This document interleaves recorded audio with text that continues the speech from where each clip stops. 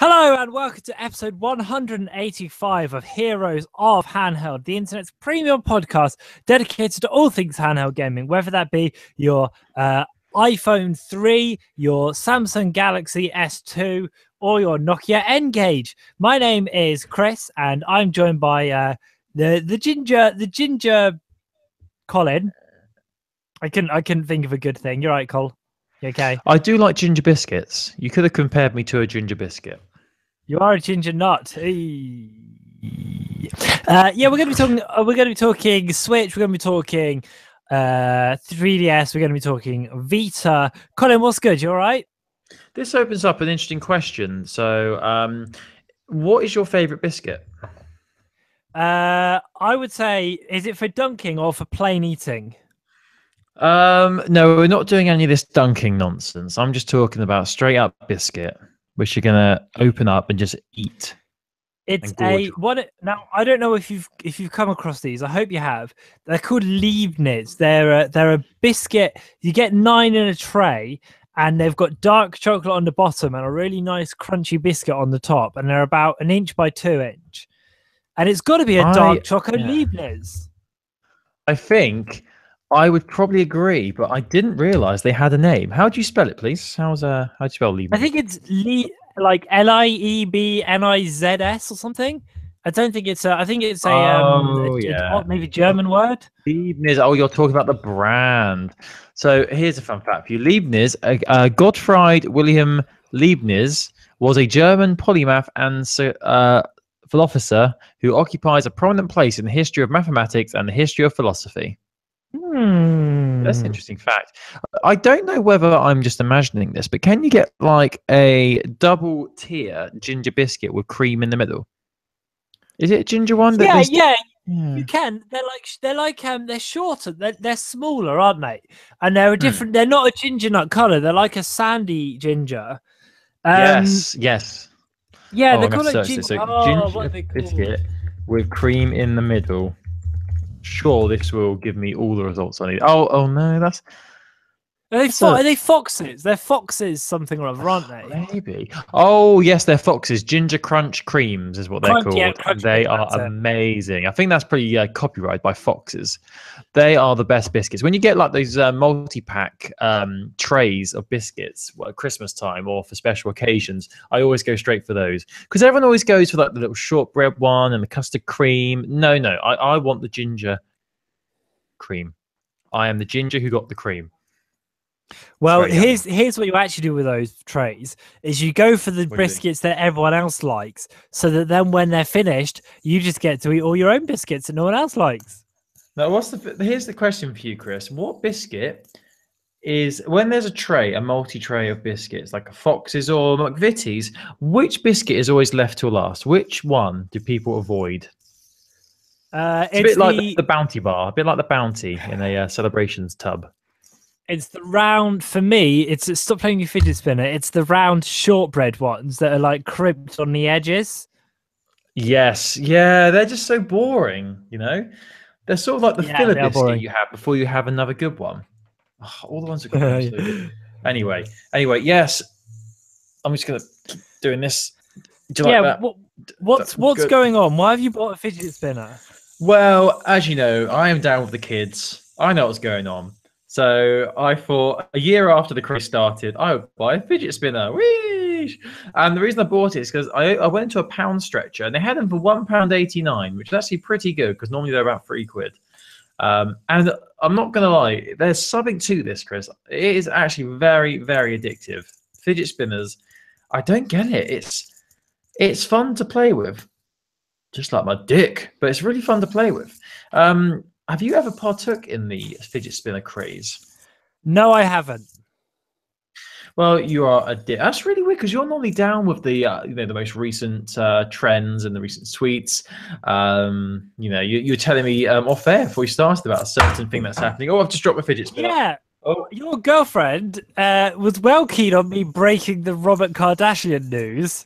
Yes. I think this will be a developing story, to be fair. We haven't heard the last from Rob Kardashian. Oh boy. I know this is bad, but I like it when celebrities who I don't like have meltdowns on social media. Like you just know he's gonna be in so much shit now from lawyers, from her. From every, if you don't know what we're talking about, if you don't know who he is, just search Rob Kardashian on YouTube, not YouTube, on Google or Instagram, and you'll find out everything. But be quick, people. It might even be taken down by the time this podcast goes up. But yeah, it's great. It's just great. Anyway, let's talk about some games. So what have I actually played a bit more of Mass Effect Andromeda this week. Cool. Got about a bit. It's one of those things, like when it's a big game like Mass Effect or Dishonored or one of these big games, and even Batman Arkham Knight, like I'll open it up and I'll play it for a bit, and then once I've had the initial first play for a couple of hours, I sort of think, oh, it's going to take so much effort to get back into that game. I sort of leave it for a few months. But I did the same thing with Mass Effect Andromeda, actually. But I finally plucked up the courage and got back into it. And it is very, very interesting at the moment. But yeah, I'm interested to see where it goes. I've been exploring a planet. The worlds are huge. It's the graphics are very nice. The characters are a bit annoying at the moment. So yeah, hopefully they'll get better. It's quite different to the original Mass Effect trilogy, but I'm gonna stick at it. But a game that came out last week that everyone's talking about, the Crash Bandicoot Insanity trilogy remastered edition of Crash Bandicoot 1, 2, and 3 that came out last week, and it's interesting. All the memes I'm seeing are about how difficult it is. And I don't know whether I actually ever found Crash Bandicoot that difficult. Maybe I think the second one, towards the end, the last few levels were challenging. But I don't think I ever struggled to get the crystals. I don't know. Maybe I'm remembering that wrong. But everyone's saying how difficult Crash Bandicoot is, and I just don't remember it being that difficult. I don't remember ever being that challenging. I found the first one really tricky, but it's because originally on the first one, you couldn't save whenever you liked. I think you could only save every like 10 levels or something, and that was really annoying because you could get really far but then not far enough to save. So it wasn't. But then they are hard because the physics of it is quite difficult, because there's challenges where you're like running away from the camera, and that's really good. But then there's ones where you're running towards the camera, and I hate those levels. And I hate the motorbike levels. Oh, anything where you're driving is get fucked. But I am keen to try this. I think I will play. I think they will release 1 or 2 or 3 of them for PlayStation Plus kind of in a year's time. And that's when I'll get on board, I think. I'm holding out for an Xbox One release for it, because I haven't got the article here actually, but I did see one last week where apparently a listing was leaked somewhere online which listed the Insanity trilogy as coming to Xbox One. That was listed. I don't know what website it was, but I don't know how much truth there is in that. I mean, I know the what was it called? The one that was for PS2 came to Xbox the original Xbox, I think, didn't it? The what was it called? The first one that was on PS2, Wrath of Cortex, maybe it was. Was it Wrath of Cortex? One of those. But that came out on 360, and I played it on my 360 actually. And I was a massive fan of Crash Bandicoot back in the day. I had a PS1. I used to absolutely obsessed with those games. So if this came to Xbox One, I would buy it straight away. I'm dead keen for some more Crash Bandicoot in my life. And there's also rumors and hints and some suggestions that they might be remastering Crash Team Racing. Now, I would be right up for that. Imagine playing that online. That'd be amazing. That would be really cool.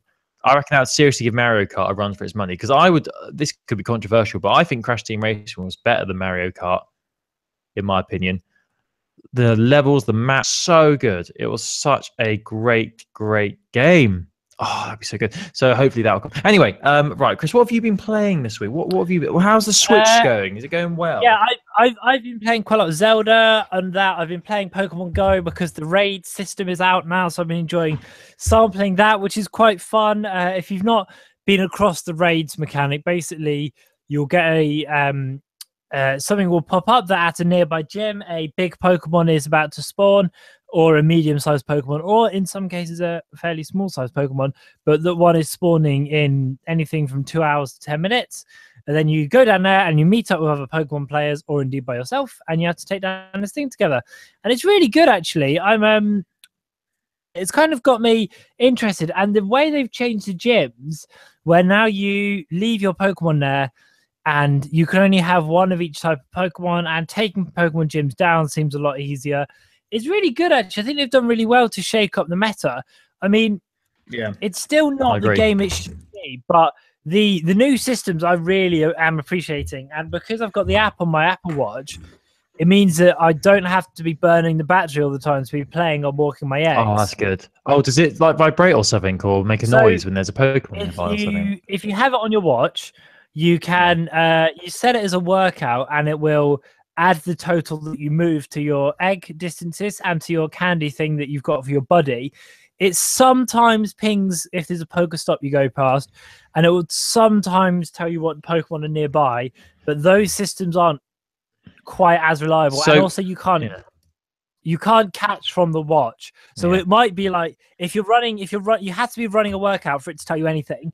And if you are running it, it will be like, oh, there's a Murkrow nearby, but then you have to turn on the game and flick from there. So it works even though the app isn't open on your phone. That's pretty good.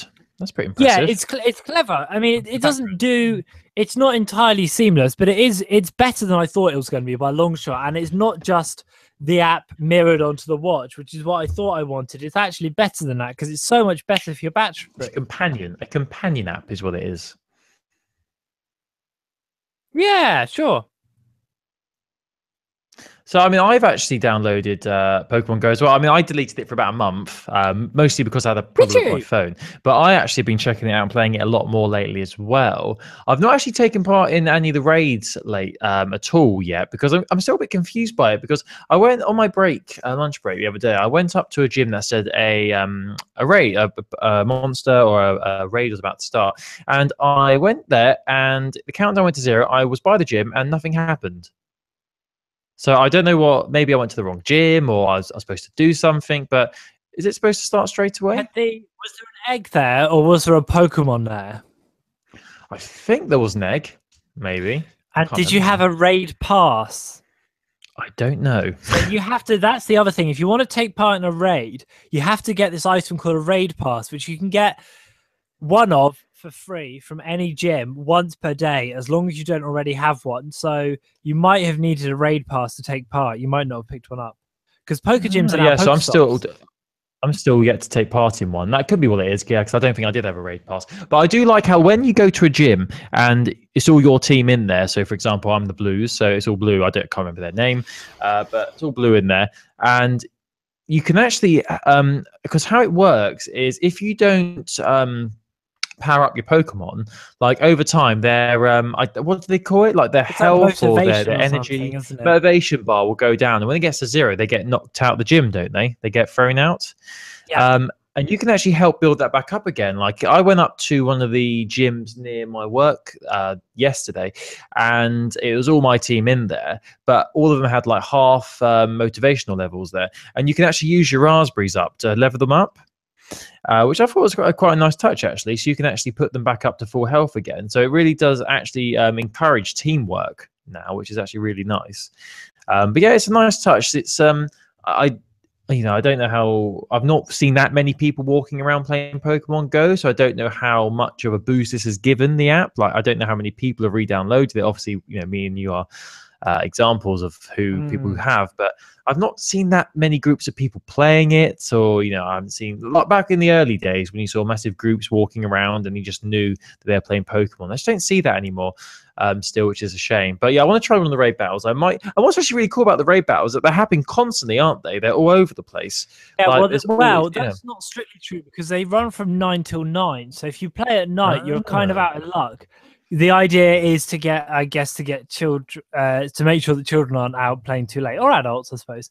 That's clever. Yeah, it's an interesting system. I like it. I think there's still work to be done, but it is good. It's a shame that we're over a year since the game first released, and we're still like waiting for. Well, we're 2 days away from a year since I started playing. Crazy. So we still haven't had like the trading. We haven't had like the battles with friends and things like that. All things that were promised ages ago. So I have faith it will come eventually. Should we move on because there's a lot to talk about today? So I wanted to. Well, no, I don't give a shit, Chris. Just fuck off, yeah. Right. You're right, mate. I don't know what's going on. I think it's because it's so hot today. I'm sorry. I'm feeling a bit all over the place. I think I might curl up and cry. I can't believe Marcel cheated on Gabby. What the hell is that about? What? I know. It's horrendous. I was They really were the sad about couple. that. They were meant to win. They are Team Marcel, man. So anyway, one thing I just want to mention before you do your news, and I'll let you talk. I found this little. I'm not going to show the camera because it's got a code on there. But I found this. I found this receipt in my drawer from when I bought my Xbox One back in 2015. Can you believe it was 2015 when I bought my Xbox One? That's crazy. And the reason I bring this up is because I got this little voucher here that says I get a free download of Christmas Shopper Simulator 2 on PC, which I never actually got. So there you go. That's the one that Game Make, isn't it? That's like meant to be this kind of a laugh. Yeah. That's why it was free then. Oh, so fuck that then. And the joke's on me because I ain't got a PC. Lol. Anyway, right, Chris, what are you saying, bruv? Tell me. I was going to talk about. So this is only a little thing, but I think it's quite nice, and I think our fans will appreciate it. So, Inti Create, who are the studio that do Blaster Master, have announced that version 1.3 is going to bring some indie gaming legends to their game, specifically Shovel Knight from Shovel Knight and Shantae from Shantae Half Genie Hero. So this is quite cool, and I just thought it would be nice to talk about this a little. Yes, because I really like that. I think there's a really good community amongst the indie game makers at the moment. And the other thing that kind of reminded me of this is how Shovel Knight pops up in Ukulele. So I just think it's really nice. We'll embed the trailer. You can watch it. Obviously, vote with your wallet if you think this is a good thing. They will come to the eShop on July 6th for Shantae and Shovel Knight for August 3rd. So do have a little look at that if you want them. They're free download for the first 2 weeks, and then they turn into $1.99 paid DLC. So do have a look at the trailer. I just think it's quite nice. It's quite interesting. Yeah, keen. And I would like more of this sort of thing. There's a similar kind of there's a guy called Jules Watham who we've talked about before, who's making a game called Chicken Wiggle. He used to work at Renegade Kid. Wiggle. Just on Indie News, we'll embed a little link to. You can watch some of his new game, which he submitted to Nintendo last month. Jules Watham is Wastham even or Watcham. I don't know. Anyway, that's a nice beard. He's sporting a good beard. Yeah, people love this guy, and it's all part of this kind of this really nice movement of indie games at the moment, and this really nice community, and like. All of the kind of indies are getting in on the comments and saying how good it looks. Everyone's replying and saying how great it is. It just looks really exciting. And I just think it's a really nice time to be interested in this side of gaming. Chris, I don't like to play devil's advocate here, but come on. Don't you think all these indie games look exactly the same? No, don't be a dick. Do we really want more pixelated and a worm? It's a chicken and a worm, and they do the puzzles. People don't make 3D games anymore, you know? That's because it's too hard to do if you're one person. I guess so. But he has got a nice beard. It looks a bit like Flappy Bird as well. Remember Flappy Bird? Yeah, the gameplay looks super smooth. I can't remember. I think he submitted it for... I think it's 3DS and Switch. I can't remember. Someone will correct us in the comments, I'm sure. Or on email heroesforhandheld@gmail.com. Yeah, it looks good, though. It looks like something. Oh look, we're already following him. Isn't that interesting? Anyway, talking of old apps and things that look old and things that you used to love but now you don't care about. Recently I've had my phone reset because I had some problems downloading apps. Long story. Basically, the software on my phone buggered up, so I had to reset the whole phone. Lost all my apps, everything, everything I had on my phone was wiped. Photos, everything. Apart from contacts, they all stayed the same. Anyway, and I was looking on my list on iTunes, the App Store, of apps, all the apps I've had since I got a Apple device years and years ago. And, you go through all these apps and you think, oh, I forgot I had that. I used to really like that game. So some of the highlights of the games I used to have and used to play a lot was obviously Angry Birds. I used to play that quite a lot. Angry Birds Space, Angry Birds Star Wars, and another one. Make sure I got the name of this right. Was it? What was that running game? In a jungle. Was it? It wasn't Jungle Run. That's a TV show Temple from Run. the 90s. Temple Run, that was it. That was on there as well. I used to really like that game. But one game that I completely forgot about, and I can't remember what episode of the podcast it was. It must be well over a year ago now when I last spoke about this. But there was an app on there called Headball online. And basically, this is, as the name suggests, it's an online game where it's a football environment where you're just like a big head with feet. And there's 2 goals. It's like a little football pitch. And there's a ball, and you've got to try and get the ball in the opponent's goal. And you can get all these power-ups and stuff to make your opponent immobile and things like that. But I was absolutely obsessed with this game. I used to play it constantly. Whenever I got a spare moment, I was playing it because it's very competitive. You're playing online with people, and there's always people playing it. So there's always loads of games and stuff. But I deleted it about a year ago, must be a year or so ago, because I was so obsessed with it that I was honestly like, any spare moment, I was on it. It was crazy how obsessed I got with this game. And I forgot about it, and I decided to download it again. And now I'm obsessed with it again. And that's my story. So there you go. If you haven't tried it, definitely try Headball online. It's free. It's so much fun. You don't even need to like football. It's just a really fun competitive. It's actually really well made as well.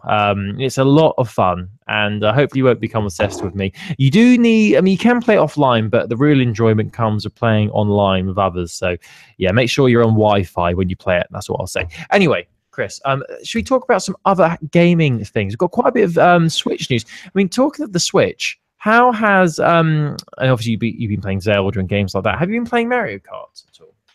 Yeah, I play Mario Kart a bit. If I'm honest, Colin, when I got the Switch, Emma was more keen for Mario Kart than I am. She really likes Mario Kart. I like it, and I'm like I am. You know, I enjoy playing it, but it was more Emma wanted that one than me. So I've kind of played it with her more than anything.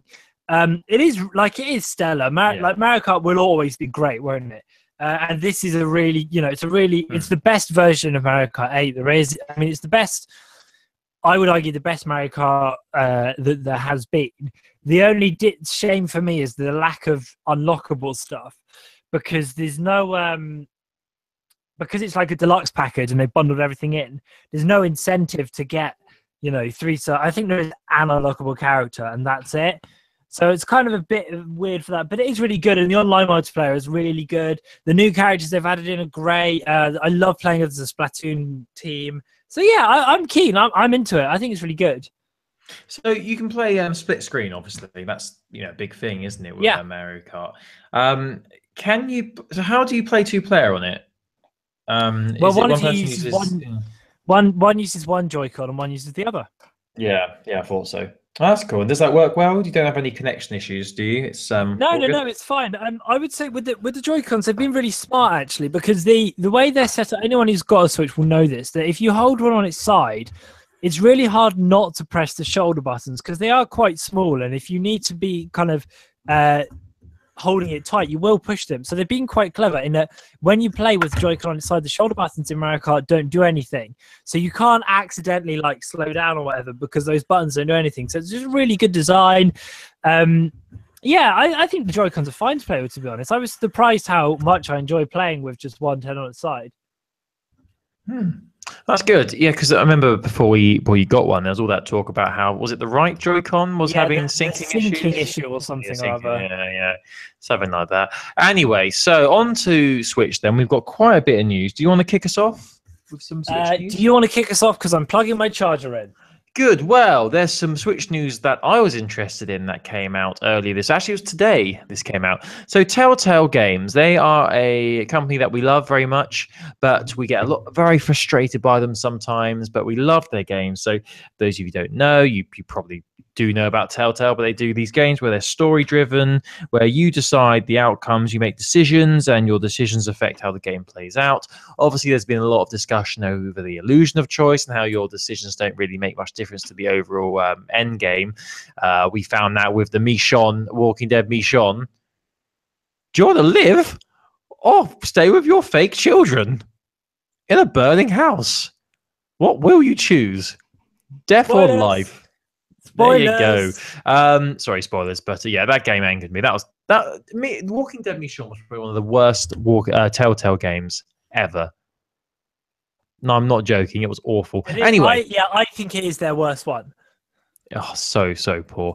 Anyway, so the head of communications at Telltale has been talking to, well, he's been talking to the media about bringing future titles from Telltale to Nintendo Switch. They've already confirmed that Minecraft Story Mode is coming to Switch. So that's one of the Telltale games I've not played yet. So it's going to include all the DLC as well, and that's coming to Switch soon.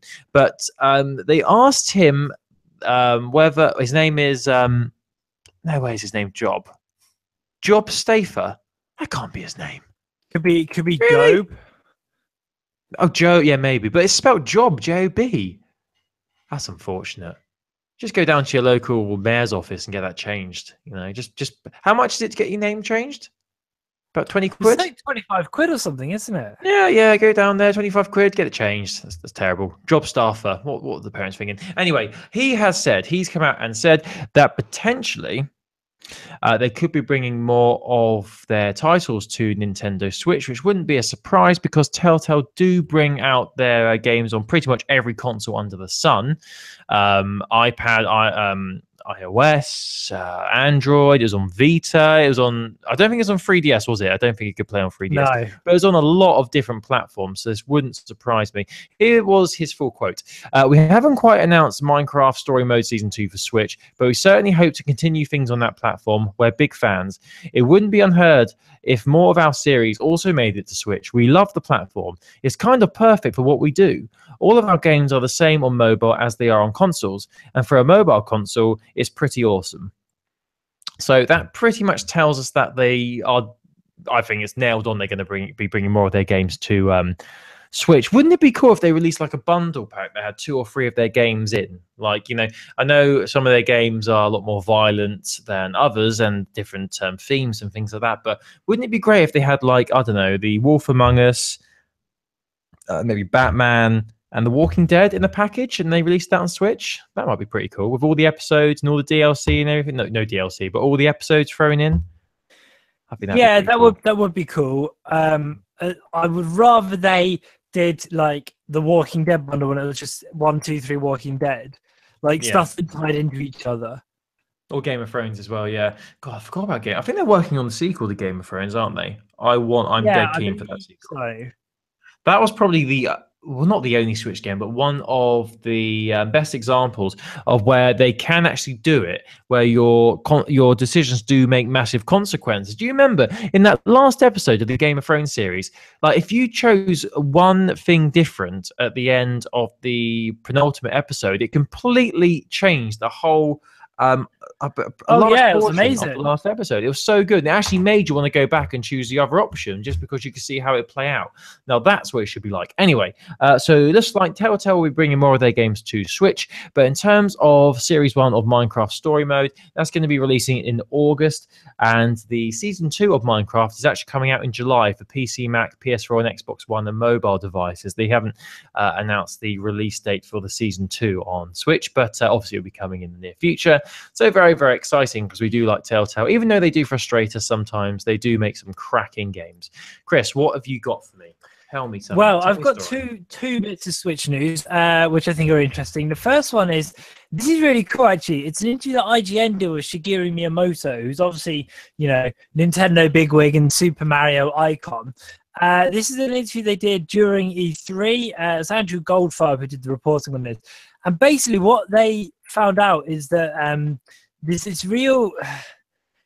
Miyamoto doesn't seem keen to be remaking the Mario games. So, for example, like we've had so many like Zelda remakes and stuff like that, and sort of not remakes but re-releases and HD reversions and stuff. And they're doing it with Metroid 2 for the 3DS as well.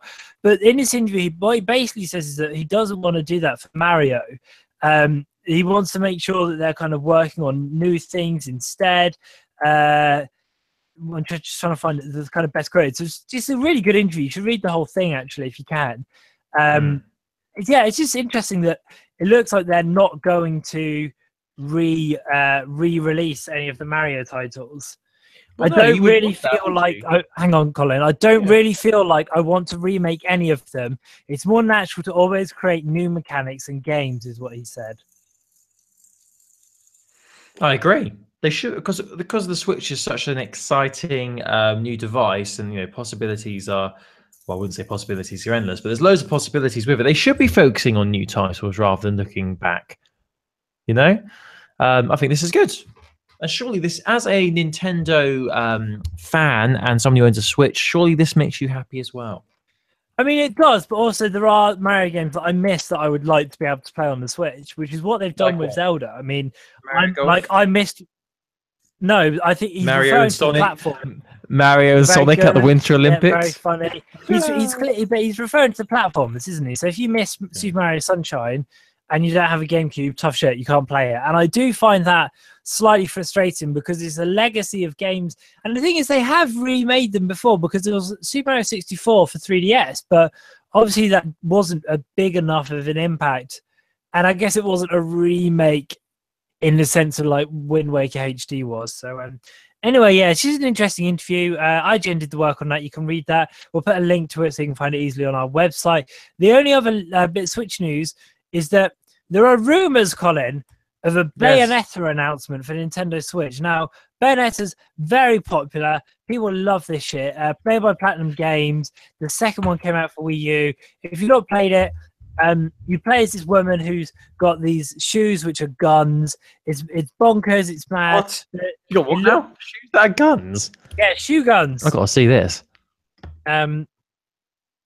So there's artwork and stuff, and basically new artwork released on the Platinum Games Twitter account makes people think it's coming to Switch because it's this picture and it's her, and on top she's got a blue wallpaper, and on bottom she's got a red wallpaper, which obviously imitates the Joy-Cons. Yes. And they've also been, apparently Platinum Games have been liking all the comments that people have been making that have been saying it looks like it could be coming to Twitch. Oh, well, it definitely is then. Yeah. That's good. So yeah, hopefully that's a big sign. You can, we'll see. But it does, I mean, it's an odd thing to post if you're not bringing to Switch. And then it's a very odd thing to start liking comments if you're not bringing it to Switch. Imagine it was just like the intern who was on the social media channel just messing with people. Comments. They've pinned it as well, so they obviously want people to see it. Yeah, this is a good tease. That's a very I don't know whether I would have. I'm not very bright anyway, but I don't know whether I would have clocked on by that image, it being linked to Nintendo Switch, because it's not that obvious, is it? Would you have thought Nintendo Switch with that image? The red and blue? I think I would have. But I can see why. The thing is, I own a Switch, so I guess it makes more sense. Yeah, well, that's exciting. It's always good to hear about more games coming to Switch. So many. We keep hearing the same thing from all these publishers and developers. They all say they love the Switch. Yeah. Everyone is saying they want to bring their games to it so far. And even if people haven't confirmed anything, they're saying, "Oh, in future we definitely want to consider it." So it's just so good. It's just such a nice story in the world of gaming, because there's a lot of negativity in the world of gaming news, isn't there? It's nice to have such a positive one with Nintendo Switch because everyone just loves it. It's just such a nice console. And also, it's so different to how things were with the Wii U. With the Wii U, you've got the first year where it was like loads of second party, third party, and then it just went flat. So yeah, this is it's really promising stuff from Nintendo, and they're really keeping up the momentum, I think. Did you have one more bit of Switch news? I do, and this is actually more good news for Nintendo Switch. So, are you familiar with Michael Pachter? No. Well, he is a prominent video games analyst, apparently, and he has made a very what's the best word? Very nice or very good prediction for the Nintendo Switch for 2017. So he is predicting that Nintendo Switch will outsell the Xbox One this year in global sales, which is pretty. That's fighting talk, really. So he is quoted as saying, these are his words, "I'd say Switch could sell as many as 14 million. And if that happens, that's more than Xbox One." And he said this on the YouTube show Pachter Factor. That's a great Pachter Factor. And his name is Michael Pachter. That's great. That is like what you would name one of our episodes back in the early days. Giraffe passes. What else? What other names did we have? We had giraffe passes. Oh, the Pizza Eater. the Vita Beta was the best one. That was great. That rolled right off the tongue. Anyway, he also said Xbox One will probably sell around 10 to 11 million. But again, Microsoft doesn't tell you, and there's no way to measure anymore. But I'd say Xbox One is on track for 10 to 11 million a year. Switch is going to do that many, 10 to 11. It could sell more. It really depends. I need to get through a holiday season to see. Yeah, I think this Christmas time, Black Friday and with Christmas, the Switch is going to sell so much. I reckon it's going to sell like hotcakes. I think it's going to do really well because by that point we'll have, what do you want for Christmas, generic child? Oh, I want a Switch because there's a Mario game on it already. There's a Mario Kart game on it. There's a Zelda game on it. There's Splatoon on it. Like, there's so many titles, and it's just like it's building up a library. And because the thing is, with these Nintendo Switch titles is there's not like stuff happening every week, but there is a big hitter every month. There's ARMS, there's more games to come later on in the year. There's the Raving Rabbids crossover. Like, by Christmas, people are going to really want this console. Yeah, I agree. I just hope that they get the development up. They make more consoles to meet demand. But I'm sure we'll sort some problems. You'll have one by Christmas. I know, I want one. I honestly do really want one. It'll be Christmas, or if I can get a cheap one, Black Friday. I don't know how much the price will drop though, Black Friday, because it's still a newish console. Yeah, that's the thing. I have to keep an eye out. But anyway, so moving on from the exciting world and the happy and positive world of Nintendo Switch, let's bring everything down the peg and talk about something really depressing. The PlayStation Vita. It's still a thing. Just about alive and kicking, I think. I've actually been playing my Vita a lot lately. I've been playing this happens every few months, doesn't it? I get back into playing everybody's golf on my Vita, and I'm back into it again. And I'm rage quitting again because I'm on the really hard level where like you're hitting balls off the top of mountains, and there's hills, and there's like 50-foot plummets to your death if you hit the ball too far.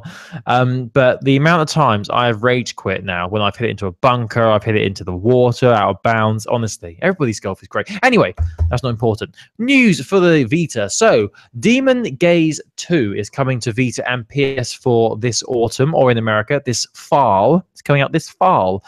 NIS America is bringing Demon Gaze 2 to North America and Europe for PlayStation 4 and PS Vita this autumn. The company announced this at the Anime Expo 2017. A limited edition, including a copy of the game, the official soundtrack, the official hardcover art book, and a collector's box is now available for pre-order at the NIS America online store. And Chris will be really magical, put a link to that so people can go and pre-order it if they want to get the special edition. For people who don't know about this game, here's a quick overview of the story. So, these names. Here we go. Magnastahas spellbound the people of Asterianito, obeying him. As the revolutionist party attempts to overthrow him, it is up to you, the Demon Gazer, to wield the power of demons, liberate Asteria's citizens, and shine the light of revolution. Don't know why, but I really want to listen to a Muse song now. It makes you think of that Muse song. What's it called? That one where they will stop degrading us, we will be victorious. They will stop Yeah, what is that? Knights of Sidonia. No. That's a Tyro fame, that one. Oh, yeah. No one's gonna take us. And then after that bit, it was down, down, down. They used the whammy bar. Anyway, so that's coming to Vita. That's very exciting. So I'm just going to quickly do my second bit of Vita news. Not much in terms of Vita news, unfortunately, but this one actually links to the Nintendo Switch as well. So there's a game coming to Vita and Switch on. Hold on. Oh, no, I was going to say, it said March the 20th. Is this a late one? No, this is 2018. This is coming out. So it's coming out in North America on March the 20th, 2018, and March the 23rd in Europe next year. And this game is called Penny Punching Princess. Do you want to know more about this? Sounds fun. Yeah, absolutely. This game is known in Japan as The Princess is Money Hungry. I don't know why that's funny. It seems quite funny. It's coming to Vita and Switch in North America and Europe. This has been announced again by NIS America, and it was also announced at the Anime Expo 2017. And once again, it's going to be a limited edition, but this one's going to be for the Switch. And with the limited edition, it's going to be a copy of the game, Royal Family lapel pins, Sebastian and Coin keychain, credit card shaped 2GB USB with official soundtrack. Interesting. And collector's gold bar box. And this is available to pre-order from the NIS America online store again. So we'll put a link to this as well if you do want to pre-order this. For those of you who don't know what this is, there is a trailer as well, which we'll also put in the article. And let's read through the about section, shall we? In a world ruled by capitalism, cash is king. Use the money you gather to bribe enemies to fight for you. Activate deadly traps with your dough, and when all else fails, smash all that stand against you with your fists. Fight your way from nothing and amass treasure to take on the mighty Dragolan family and reclaim your kingdom. Weird. This is coming to Switch and Vita, which is cool. It's nice to see a bit of crossover here, but you're going to have to wait till 2018 to get this, unfortunately. So you can pre-order that now and get all those goodies. Honestly, that collector's gold bar box sounds really cool. I'd like to see what that looks like. And the keychain as well. Very interesting. So yeah, that's coming to Vita in March next year. Very, very exciting. So, Chris, what's happening in the world of the 3DS? So, Nintendo had a shareholders meeting last week. We weren't invited, but you can read the whole thing online because obviously they're a publicly traded company, I believe, so they have to put it online. I think that's how it works. Anyway, this is some really interesting sales numbers. So Pokemon Moon has sold 15.4 million units. Super Mario Maker sold 2.3 million. Kirby Planet Robobot sold 1.36 million. And the Nintendo 3DS hardware, so the actual console, sold 7.2 million units in the last financial year, which is a 7% increase. Now, they actually have said that Nintendo 3DS software sales have reached 55 million units, and the actual sales of the 3DS are now at 66 million, which is amazing. 66 million 3DSs have been sold. That is an incredible number. That's a lot of 3DSs. Yeah, and it's still got a year at least to go. They've also put some quite cool data up here. So The Legend of Zelda Breath of the Wild has done really well because it's sold 2.76 million units for Switch, whereas the Switch has sold 2.74 million units. So more people own Breath of the Wild for Switch than own Nintendo Switches, which is pretty crazy. That is a lot of Switch. I guess that's because people buy the consoles secondhand, maybe, or borrow from friends. Or anyway, you can read the whole thing if you're so inclined.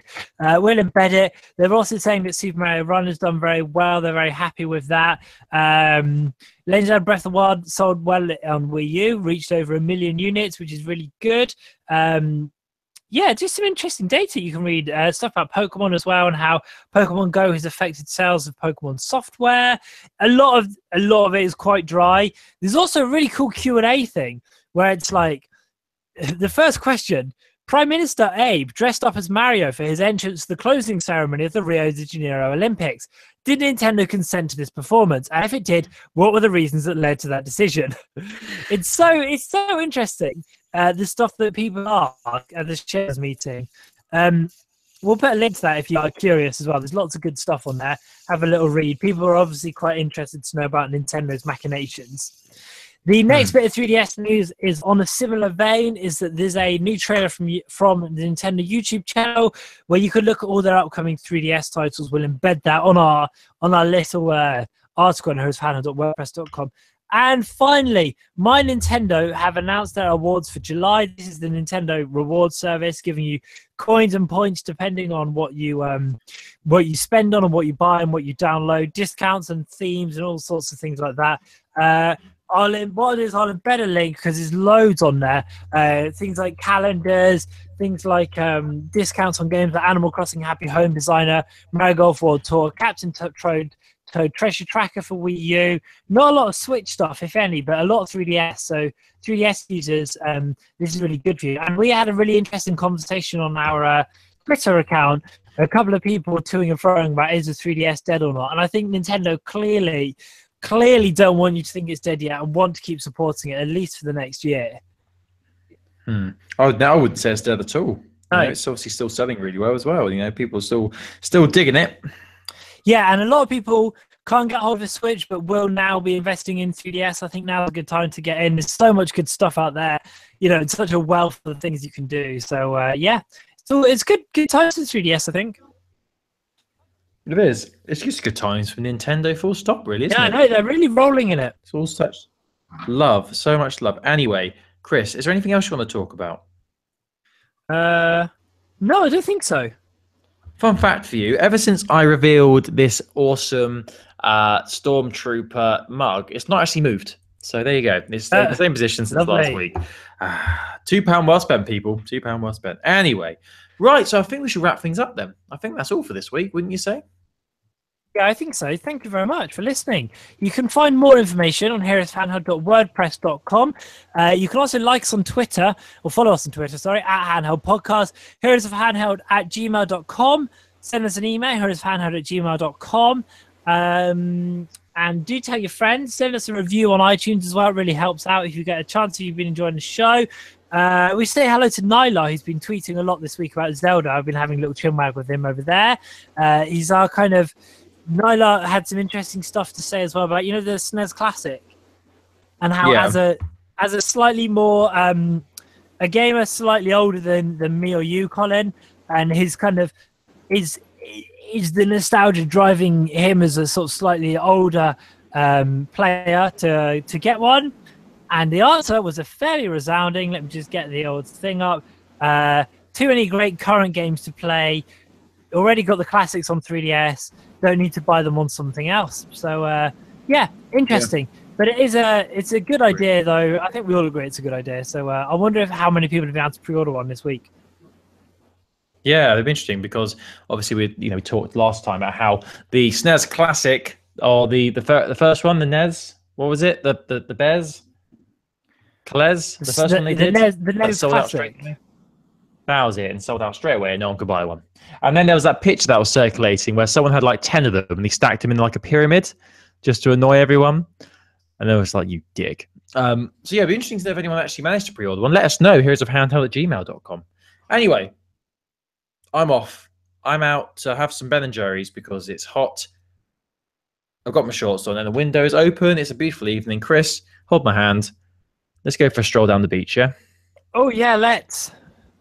Make love to me on the shore. So I'll see you in about 2 hours, yeah? Get on the train, see you in 2 hours. See you there. See you down, see you down Milkmate. Anyway, let's move on. Right, so thank you for listening, everybody. Bye. Thanks for listening. Bye, everyone. Bye.